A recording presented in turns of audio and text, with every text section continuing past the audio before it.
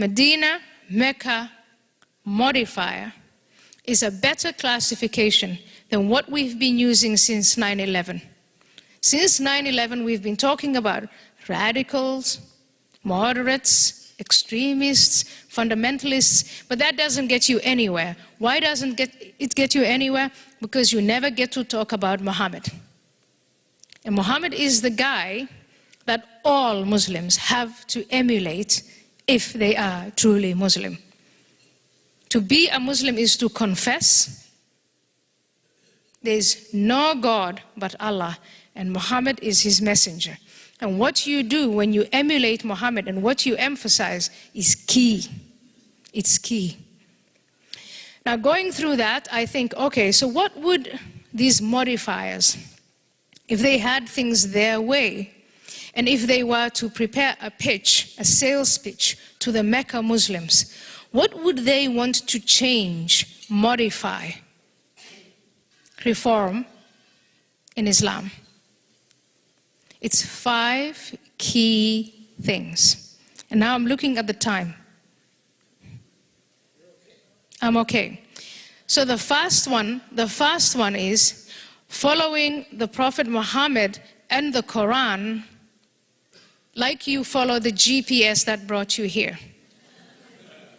So the people with the Medina agenda will constantly invoke and constantly say, and Muhammad said, and the Quran said, and the verse, and so as a person you say, I don't agree with that. You're an infidel, you're an apostate. That's the Medina agenda.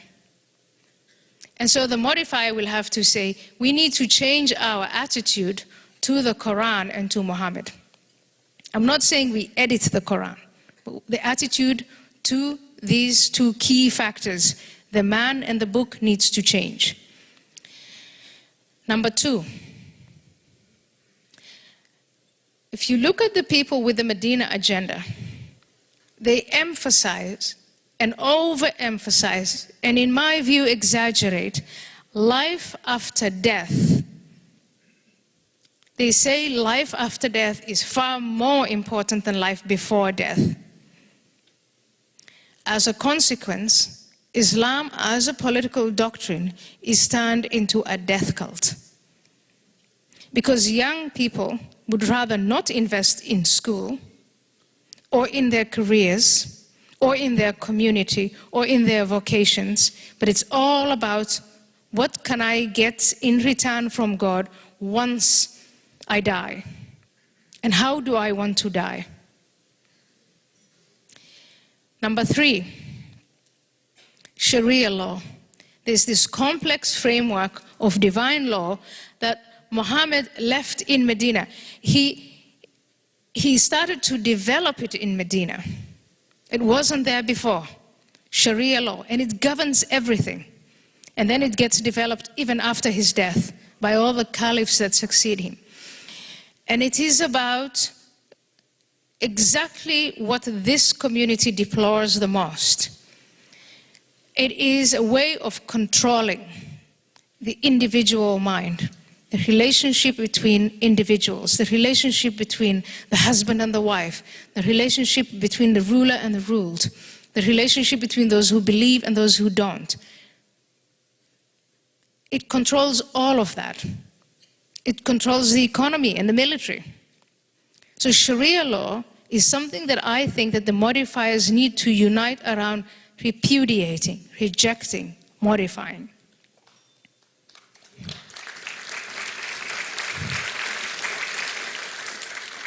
There's a little known concept called commanding right and forbidding wrong.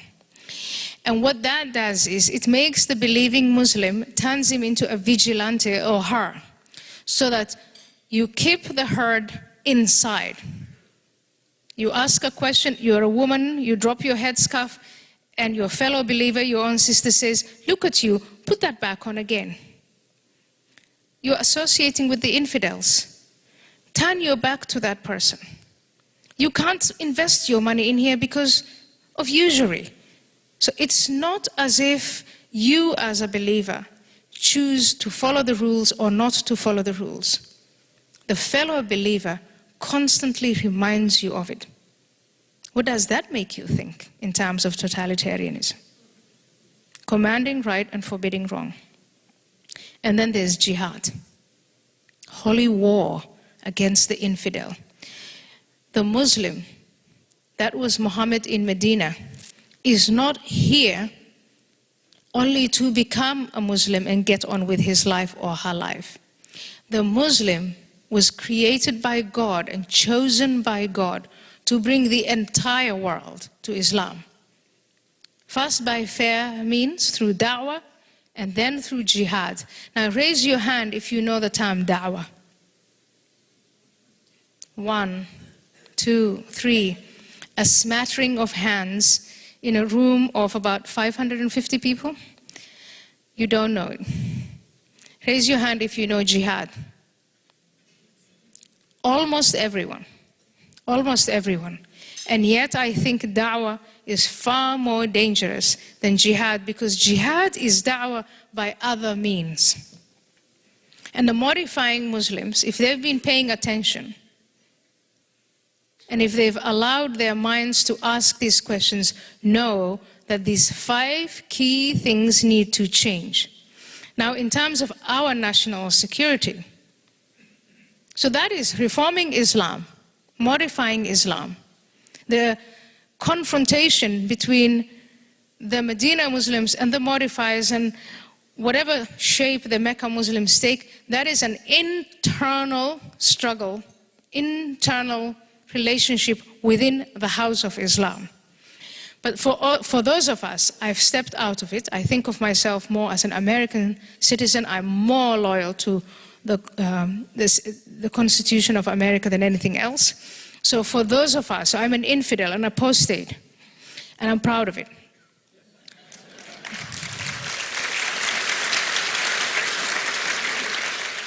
But for those of us on the outside, what do we need to know?